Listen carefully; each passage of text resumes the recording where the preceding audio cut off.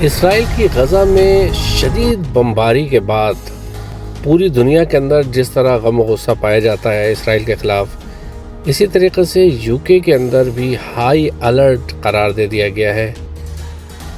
You کے اس time کے اوپر اسرائیل کے ساتھ سولیڈیرٹی کے طور پہ اپنے جھنڈے ان کے جھنڈوں کے ساتھ لہرا رہے ہیں۔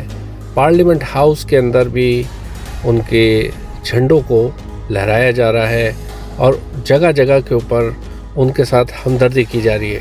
بٹ اس کے برعکس پورے یو کے اندر ایک بہت زیادہ خوف کا عالم ہے۔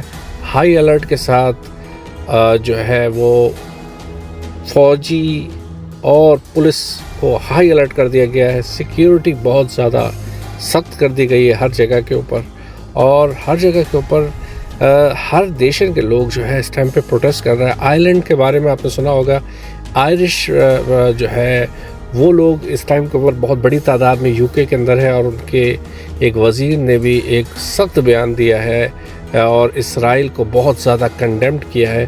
بٹ اس کے برعکس رچی سونک جو ہیں وہ اسرائیل کو بہت زیادہ سپورٹ کر رہے ہیں، اور ان کی پوری کیبنٹ بھی سپورٹ کر رہی ہے، اور یو کے اندر اس ٹائم پہ شدید مشکلات میں ہے۔